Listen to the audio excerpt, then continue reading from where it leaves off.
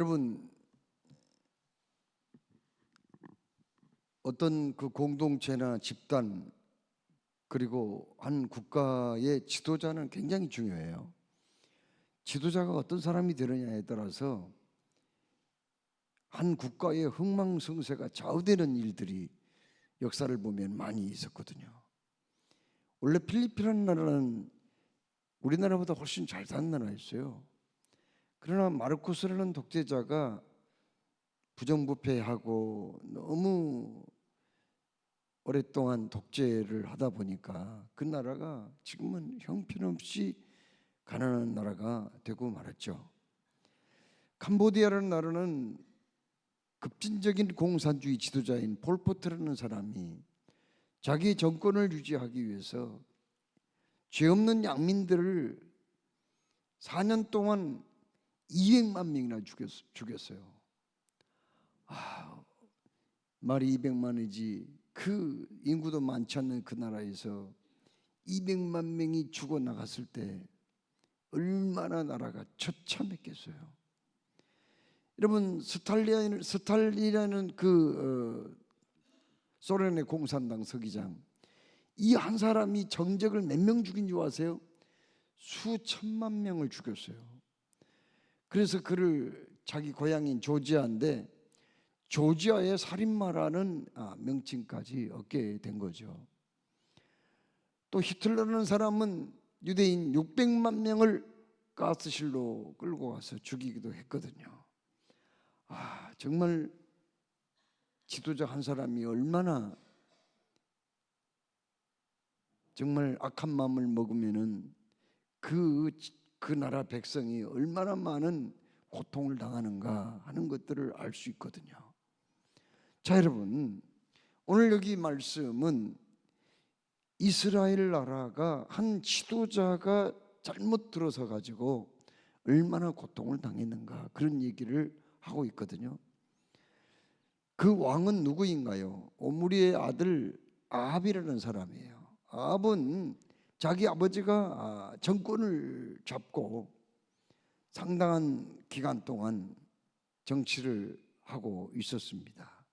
그 뒤를 이어서 왕이 되어서 22년 동안 북쪽 이스라엘을 다스리는데 북쪽 왕조는 남쪽 왕조가 달라와가지고 자꾸 이렇게 불안정해서 왕조가 자주 몇 년 만에 혹은 1년도 안 돼서 몇 달 만에 바뀌는 그런 나라였어요. 그런데 이 아합 왕은 그래도 정치적으로 군사적으로 좀 안정적인 그런 시기를 처음에는 맞이했습니다. 그래서 모압이나 주변 나라로부터 조공을 받고 나라가 상당히 부강한 게 되었는가 싶었는데 이 사람이 장가를 잘못 갔어요. 시돈 지방 북쪽의 엣바알의 시돈 지방 왕인 엣바알이라는 사람의 딸 공주인 이세벨과 결혼을 한 거예요. 그건 정략적인 결혼을 한 거죠. 그래서 그 여자를 데려올 때 이세벨이 가져온 게 있습니다. 이스라엘에 뭘 가져왔나요? 바알 신을 가져왔거든요. 그래서 그 아합 왕은 종교에 대해서만큼은, 신앙에 대해서만큼은 그 이세벨에게 다 맡겨버린 거예요. 이세벨이라는 여자는 자기 나라에서 바알 선지자들을 데려왔어요. 그리고는 녹을 주면서 먹여 살린, 그리고는 그 바알 신을 퍼져나가게 한 거거든요. 바알 신은 겉으로 보면 풍요와 다산의 시이지만은 그 이스라엘 그 섬기는 사람들이 신전에서 음란한 짓을 하고, 그래서 여사제들이 장녀와 같은 사람들이에요.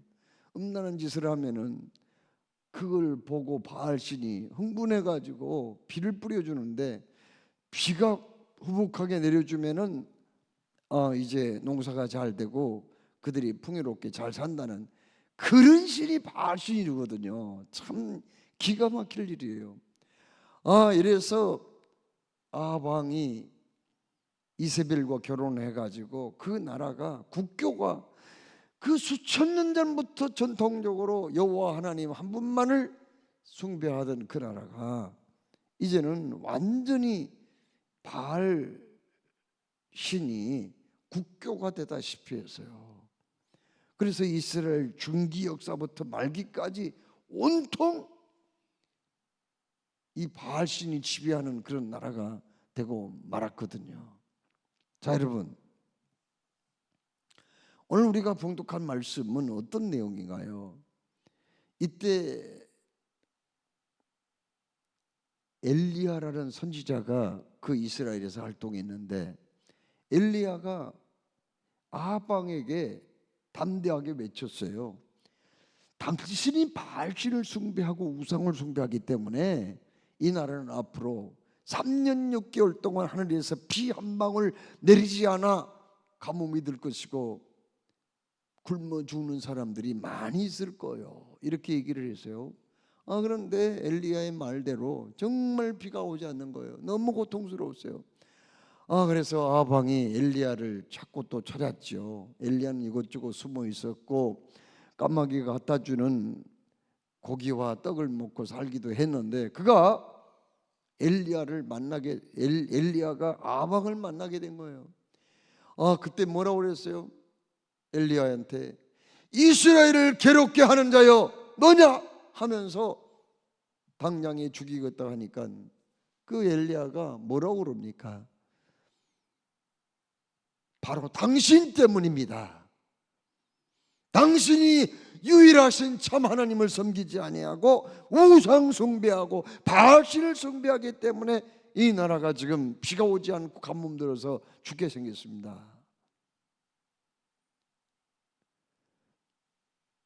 그러니 당신이 믿는 바알신이 참신인지 내가 믿는 여호와 하나님이 참신인지 우리 한번 대결해 보겠습니다.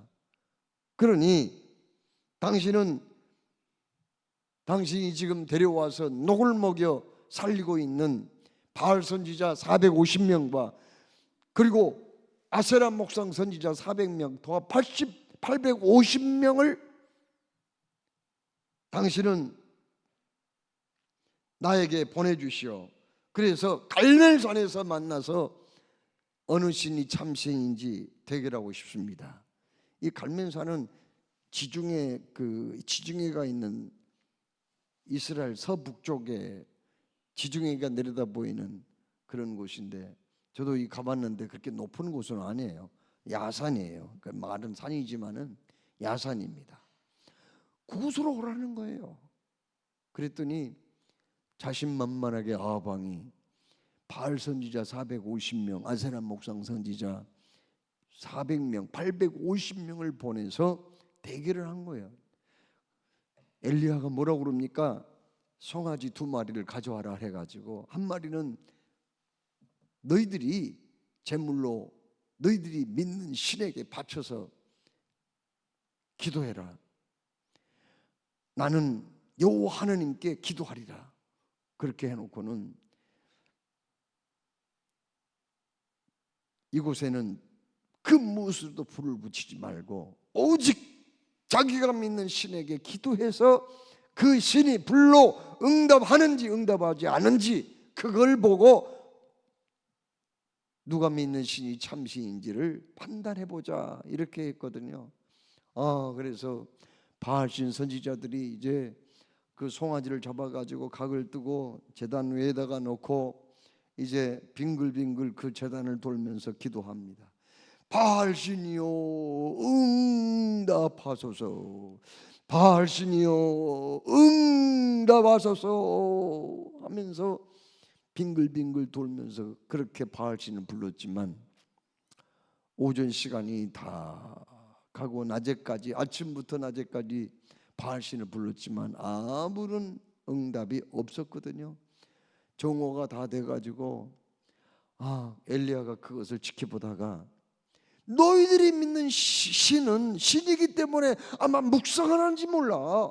너희들이 좀 큰 소리로 불러야 될 게 아니냐. 묵상하지 않는다면 너희 신이 지금 밖에 외치를 했든지 어디 길을 가고 있든지 말이야,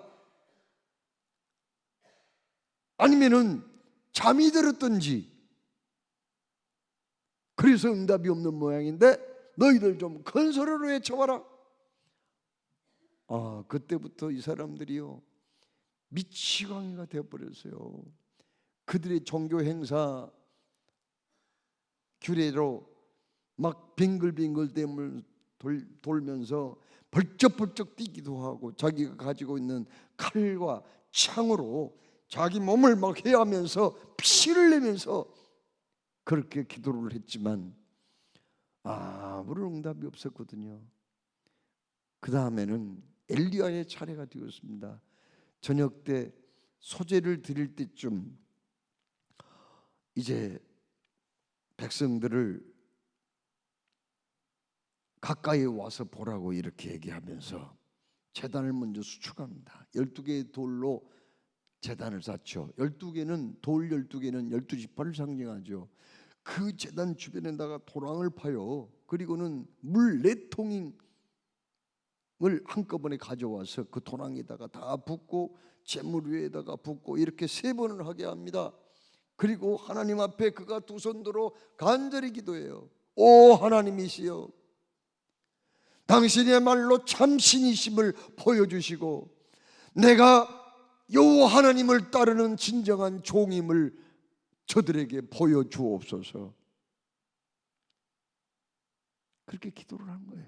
그때 백성들은 뭘 하고 있었느냐, 오늘 그 얘기를 하는 거예요. 하나님이 백성들은 지금 뭐 하고 있었어요? 구경꾼들이 엄청 많이 온 거예요. 이스라엘 백성들이 지금 그 바알신과 하나님 신이 대결하는 그 모습을 지켜보고 오고자 왔거든요. 지금 그때 엘리야가 뭐라고 하는지 아세요? 오늘 우리가 봉독한 21절에 너희들이 어느 때까지 머뭇머뭇 할 거냐, 두 사이에서. 만일 여호와가 하나님이시라면 너희들은 하나님을 섬겨야 될 거고, 바알신이 진정한 살아있는 신이라면 바알신을 섬길 것이니라. 이렇게 책망을 해요. 그때까지 그들은 바알신과 하나님 사이에서 머뭇머뭇했단 말이에요. 이쪽도 아니고 저쪽도 아니고, 어떨 때는 하나님 믿는 것처럼 하고 어떨 때는 바알신 믿는 것처럼 하고 왔다 갔다 했다는 거 아니에요. 그래서 너희들이 어느 때까지 머뭇머뭇 그 짓을 할 거냐, 이렇게 외쳤던 거죠. 알고 보니 아합만 잘못한 게 아니에요. 알고 보니 이세벨만 잘못한 게 아니에요. 신앙의 지조를 지키지 못하고 신앙의 분명한 색깔을 나타내지 못하고 그저 왔다 갔다 바람에 흔들리는 갈대와 같은 이스라엘 백성들, 아합 한 사람의 잘못으로 이세벨 왕후 한 사람 잘못으로 그 땅에 가뭄이 든 게 아니라 백성들의 신앙이 그 모양이었다는 거예요. 두 사이에서 머뭇머뭇 했다는 거 아니에요. 이걸 엘리야가 책망합니다. 그러면서 하나님께 기도했더니 하나님이 불이 내려왔어요. 그래서 어떻게 됐나요? 그 불이 재물을, 송아지 재물을 다 태워버립니다. 그 제단 주변에 파놓았던 도랑에 가득 찬 물까지 핥아버립니다. 흙, 돌 다 태워버립니다. 이렇게 해서 결국 850명을 끌고 기손신하께 가서 목을 쳐서 다 죽여버림으로 대결이 끝나게 되었다 하는 말씀이거든요. 그때까지 백성들은 두 사이에서 머뭇머뭇거리고 있었다고 하는 겁니다. 자, 여러분, 오늘 하나님 우리에게 어떤 말씀을 하고 계십니까? 우리가 살다 보면은요, 여러 가지 풍파와 고난을 당할 수가 있습니다. 물론 그 고난이 우리를 연단하기 위해서, 은혜와 복을 주시기 위해서, 우리를 훈련하기 위해서 주시는 연단도 있지만, 우리가 좀 더 확실한 신앙으로 하나님을 의지하지 못함으로 위기에서 벗어나지 못할 때도 없잖아 있다는 거예요. 여기 앞시대에 이스라엘 백성들이 두 사이에서 머뭇머뭇하는 것처럼 말입니다. 오늘 밤에 우리에게 그렇게 말씀해요. 너 예수 믿는 사람이냐? 그렇다면 두 사이에서 머뭇머뭇거려서는 아니 되지 않느냐? 어디 가나 너의 색깔이 분명해야 되지 않겠느냐? 그걸 우리에게 말씀하신 거예요. 우리 예수님께서 뭐라고 말씀했습니까? 네가 사람 앞에서 나를 시인하면 나도 내 하늘에 계신 내 아버지 앞에서 너를 시인할 것이요, 만일 네가 사람 앞에서 나를 부인하면 나도 하늘에 계신 내 아버지 앞에서 너를 부인하리라, 이렇게 말씀했어요. 참새 두 마리가 한 아사레온에 팔리는 것이 아니야. 아사레온은 10원짜리 동전과 같은 거예요. 그러나 하나님이 허락하지 아니하시면 참새 한 마리라도 땅에 떨어지지 아니하니라. 그 말은 무슨 말이에요? 어찌하여 너희들이 사람을 두려워하여서, 권력자의 핍박을 두려워해서, 경제적인 불이익을 무서워해서 어찌하여 이곳에 가서는 믿는 척하고 저곳에 가서는 안 믿는 척하고, 이곳에 가서는 신앙인 척하고 저곳에 가서는 불신자처럼 그렇게 행동하느냐? 그 말씀하고 계세요.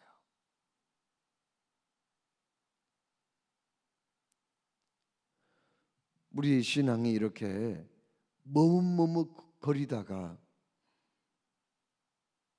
오히려 위기를 만나고 엄청난 시련을 더 불러들이는 그러한 때가 있다는 거예요.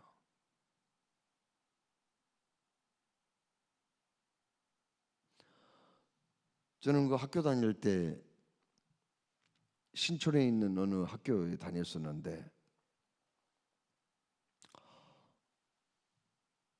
그 식당이 굉장히 넓더라고요. 한 1,500명 정도는 들어갈 수 있을 만큼 엄청 큰 식당이에요. 거기서 점심을 먹을 때가 많이 있었습니다. 그런데 이제 그 학생들이 들고 날고 엄청 막 그냥 그 사람들이 많이 식당을 이용하는데, 가끔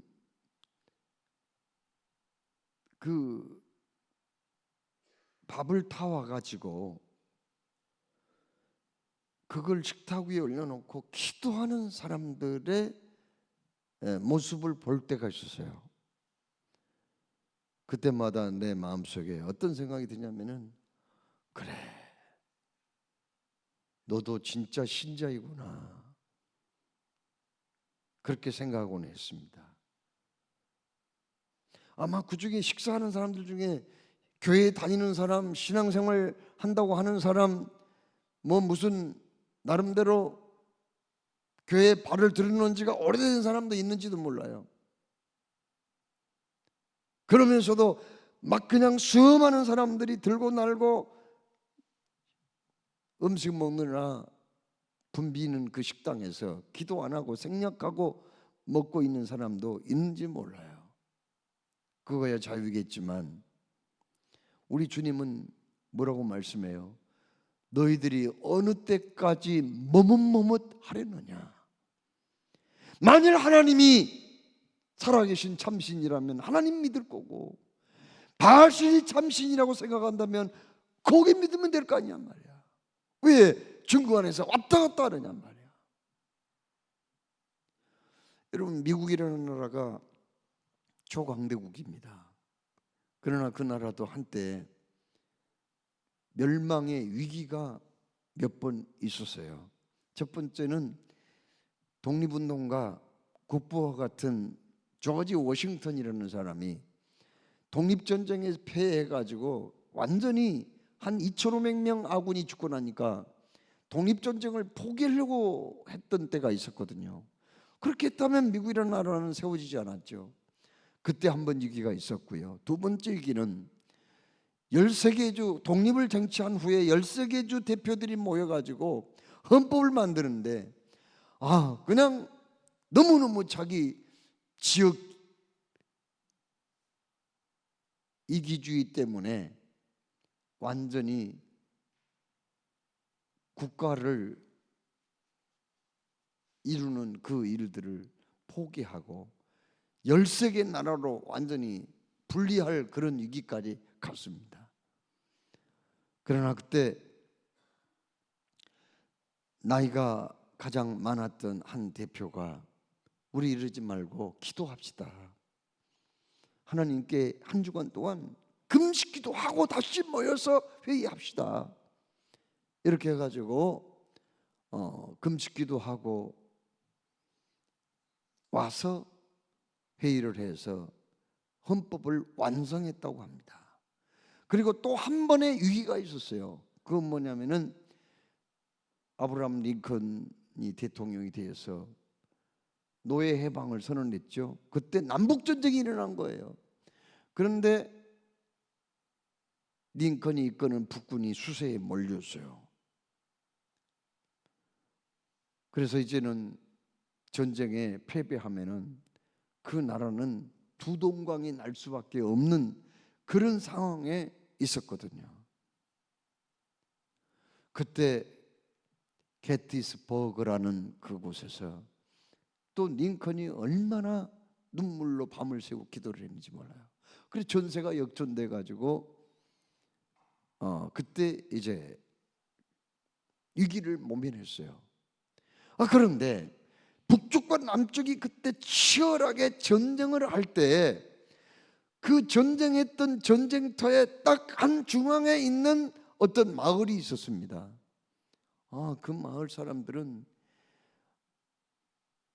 전쟁을 피해서 미리서 도망가기도 했는데, 피난 가기도 했는데 남아있는 사람도 있었어요. 그런데 거기에 사는 어떤 한 마을 사람이 고민이 생긴 거예요. 나는 도대체 북군을 편을 들어야 되는가, 남군의 편을 들어야 되는가? 그러니까 북군의 아브라함 링컨을 쫓아야 될 것인가, 남군의 리 장군을 따라가야 될 건가, 고민이 된 거예요.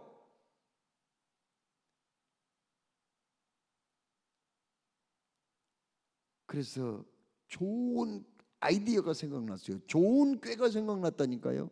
뭔가 그러면 나 살아야 되니까 그 당시에 북군 링컨이 이끄는 북군의 군복은 파란 색깔이었어요. 파란 색깔. 리 장군이 이끄는 남쪽의 군인들 입는 군복은 회색이었습니다. 회색. 그래서 위에는 파란 옷을 입었어요. 밑에는 회색 옷을, 회색 바지를 입었습니다. 그러니까 그러면은 누가 전쟁에 이겨도 자기는 살 줄 알았어요. 그런데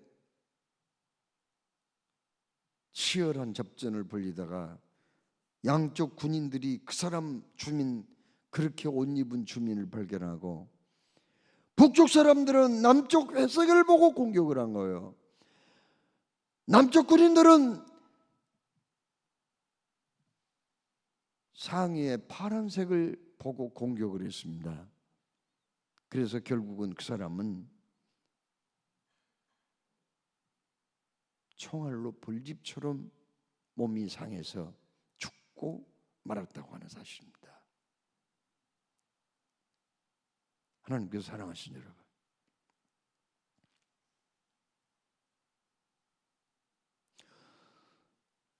너희들이 어느 때까지 두 사이에서 머뭇머뭇하겠느냐? 여호와가 하나님이시면 그를 따를 것이며 바알이 하나님이시면 그를 따를 것이니라. 기도하겠습니다. 사랑해 주님, 오늘도 말씀을 주심을 감사합니다. 우리가 신앙생활하다 보면은 정말 올바른 신앙생활, 지조 있는 신앙생활, 절기를 지키는 신앙생활, 색깔이 분명한 신앙생활을 하지 못하고 세상